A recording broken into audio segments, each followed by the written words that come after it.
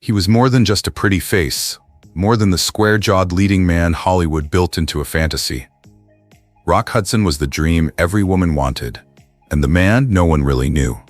Behind the fame, the studio contracts, the red carpet kisses, was Roy Harold Scherer Jr., a shy boy from Illinois carrying a secret that could destroy everything. This is the story of how he became a legend and the price he paid to protect a truth the world refused to accept. Before he was Rock Hudson, he was Roy Harold Scherer Jr. Born in Winnetka, Illinois on November 17, 1925, he came into the world during the Roaring '20s, but by the time he was 8, the Great Depression had crushed his family. His father, a German-American auto mechanic, lost his job and left. His mother, Catherine, remarried a man who never truly accepted Roy as his own. Home was not a place of love, it was survival. Roy was quiet, sensitive, artistic. He loved movies. They felt like an escape, a place where boys like him could become kings. But in real life, he didn't fit the mold. Too shy for sports, too awkward with girls. And deep down, he was already hiding something that had no name, something he was too scared to say out loud. In high school, Roy tried to blend in. He worked backstage in theater, played clarinet in the school band, and struggled with academics. He failed his only drama class. Yes, the man who had become a Hollywood icon flunked drama. Not because he lacked talent, but because no one had taught him how to be himself. After graduating, he served briefly in the Navy during World War II. When the war ended, he headed west. Like so many young men, he believed California was a place where dreams came true. He had no formal training, no acting connections, just a face that turned heads and a secret that followed him into every room. Hollywood didn't discover Roy Scherer, it manufactured Rock Hudson. When Roy first arrived in Los Angeles, he didn't have a plan. He worked as a truck driver, hustled odd jobs. But one thing kept happening. Everywhere he went, people stared. There was something about his face, his build, his quiet magnetism. He didn't have to speak. He just had to walk into a room, and eventually, someone noticed. It was Henry Wilson, one of the most powerful and infamous talent agents in town. Wilson had a reputation for scouting handsome, unknown men and reinventing them. And when he saw Roy, he saw potential. Not just for stardom, but for a fantasy. The first thing to go, his name. Roy Scherer sounded like the kid next door. But Rock Hudson, that name could sell movie tickets. That name could fill theaters. It was big, American, unshakable. Rock, like a mountain. Hudson, like the river. A man who sounded carved from nature itself. The transformation was just beginning. Wilson taught him how to walk, how to smile, how to deepen his voice, square his shoulders, and flirt without looking too eager. He sent him to voice coaches, acting lessons, etiquette training. He even had dentists cap his teeth. And most of all, he taught him how to hide. Because Henry Wilson knew Rock Hudson's truth. Everyone in the inner circle did. He was gay, and in 1940s Hollywood, that meant danger. A whisper could end your career, a rumor could cost you everything. So Wilson buried it. And in return, Rock Hudson became his most prized product. Universal Studios signed him in 1948. His early roles were small, often just standing still, looking handsome. He barely had lines, but audiences noticed, women swooned, men admired, and studio executives saw dollar signs. By the early 1950s, Rock Hudson was on posters everywhere. He starred in westerns, war dramas, romantic epics. He became a household name, the kind of man every woman wanted, and every man wanted to be. But the more famous he became, the more invisible his real self had to become. Behind the scenes, he dated men in secret, always with caution, always with risk. One mistake, one photo, one betrayal, and it would all be over. So he smiled for the cameras, held hands with actresses on red carpets, and kissed women on screen while longing for love off it. Hollywood had its leading man, but Roy, he was getting lost behind the mask of Rock Hudson. By the mid-1950s, Rock Hudson wasn't just a movie star. He was the embodiment of the American dream. Tall, graceful, impossibly handsome, he lit up screens in Technicolor epics like Magnificent Obsession and All That Heaven Allows. Audiences didn't just admire him, they worshipped him. Critics once doubted his talent. Some called him wooden. Others said he was just a pretty face. But then came Giant. Starring alongside Elizabeth Taylor and James Dean, Rock gave the performance of a lifetime. It earned him an Academy Award nomination and something even more valuable in Hollywood: credibility. But with every rising spotlight came a darker shadow. The studio knew, the press whispered, and the rumors about Rock Hudson's private life were starting to grow louder. So his management did what old Hollywood always did when it smelled scandal. They built a lie. In 1955, Rock Hudson married his agent's secretary, Phyllis Gates. To the public, it was a love story, a whirlwind romance between a matinee idol and his beautiful bride. Magazines splashed the wedding photos across their covers. Fan mail poured in. Women cried. Men cheered. But to Rock, it was something else entirely. Behind closed doors, he barely knew Phyllis.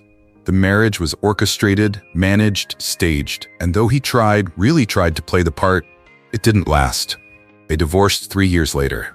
No children, no confessions, just silence. Phyllis later claimed she didn't know he was gay, but friends close to Rock believed otherwise. They said she blackmailed him. Others said she truly loved him. But what mattered most was that Rock Hudson had done what was expected. He proved he could be a real man in the public eye, and the industry let him stay. So he went back to work. Film after film, kiss after kiss, he made women around the world swoon, while privately nursing heartbreak and fear. Because no matter how rich, how famous, how loved he became, Rock Hudson was always acting. Even when the cameras stopped rolling, he had secret lovers, discreet relationships. He'd throw parties in the Hollywood Hills, only for close friends, only for those who understood the rules. No photos, no press, no slip-ups.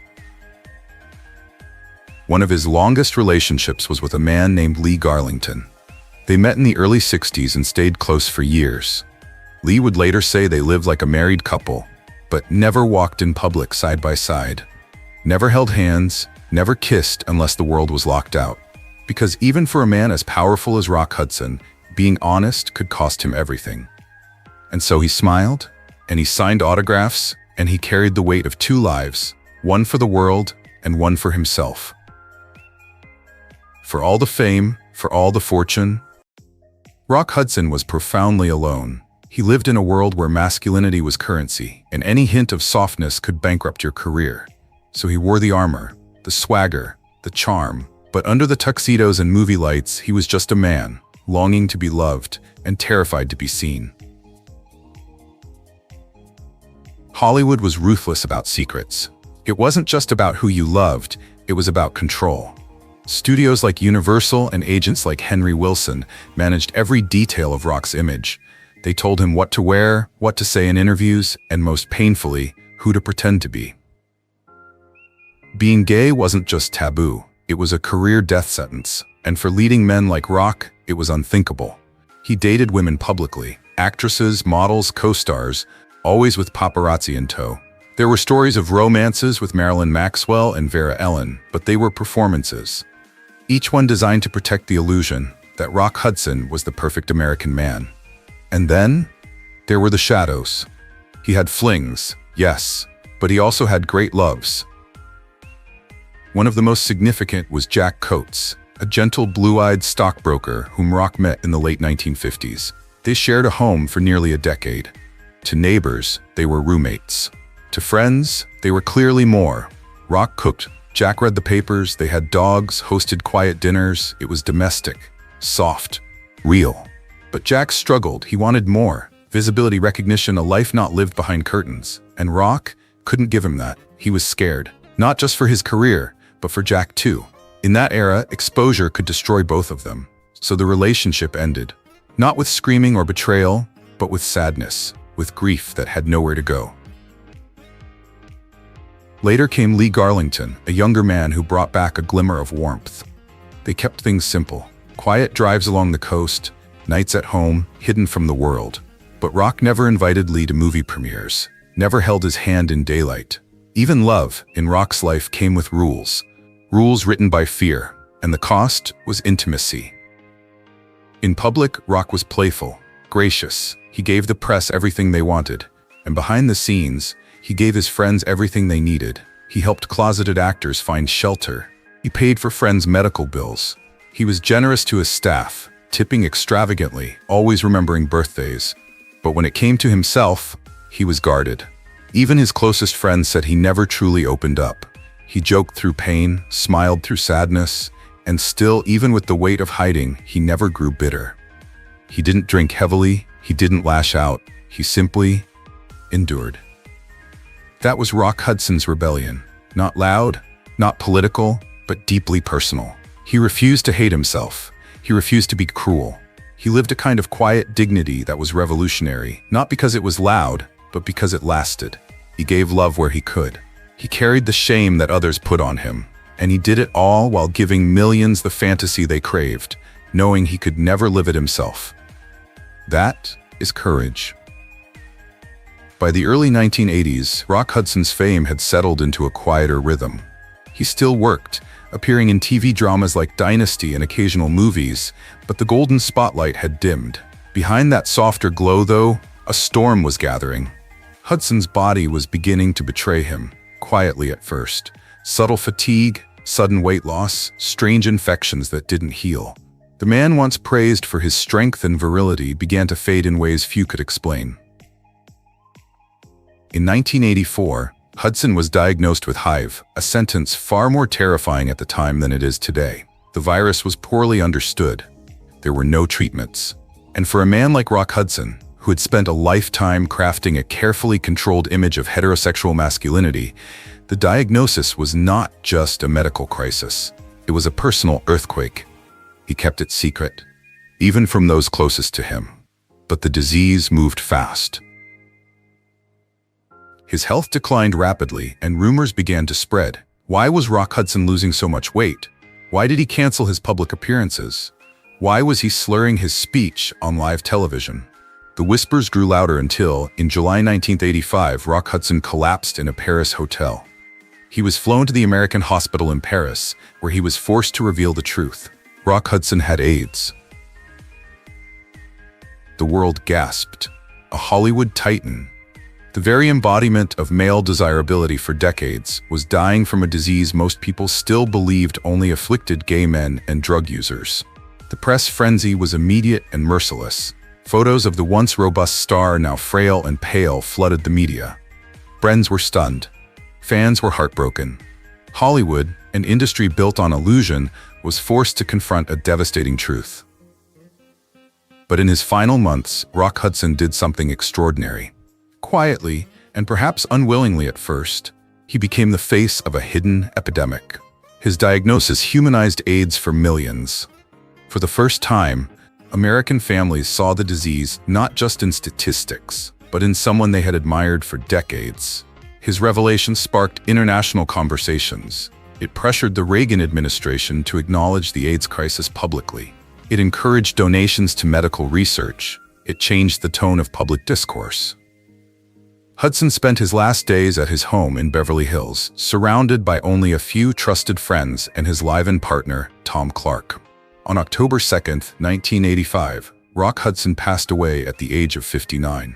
His death certificate listed the cause plainly: AIDS-related complications. The reaction was seismic. Tributes poured in from around the world.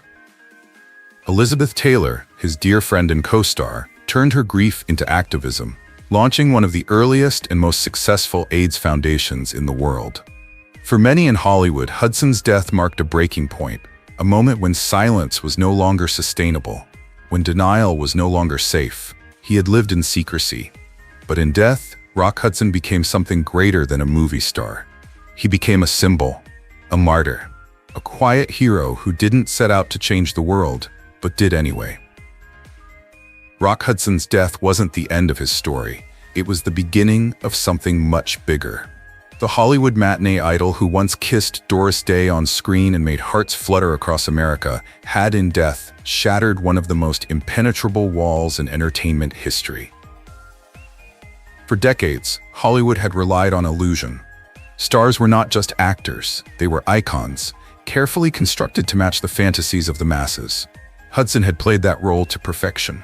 tall, square-jawed, impossibly handsome. Always the lover, never the outcast. But when he died of AIDS, the illusion cracked, and through that crack, light poured in. Hudson's public battle with the disease forced the entertainment industry and the public to face the reality of the epidemic. No longer could people dismiss AIDS as a gay plague. No longer could they pretend it only happened to people they didn't know. Rock Hudson was someone they knew, someone they'd watched for years, someone they thought they understood. In that sense, Hudson's death did something no public service announcement or campaign had been able to do. It made AIDS real. And it gave a name, a face, and a legacy to the millions who were silently dying from the disease.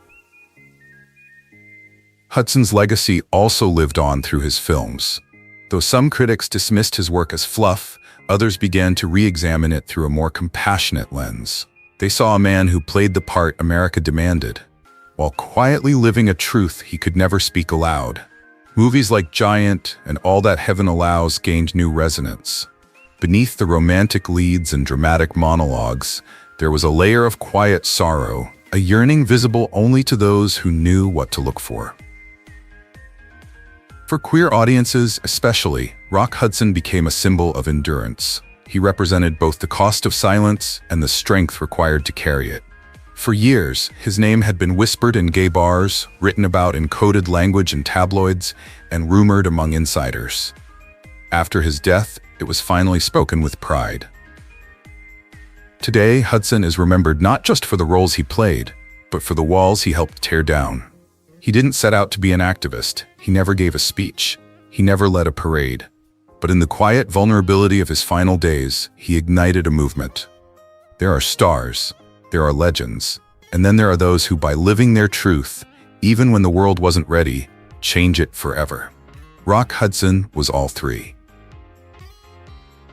Decades after his death, Rock Hudson's legacy continues to echo in the most unexpected places. In documentaries, on red carpets, in whispered stories between generations.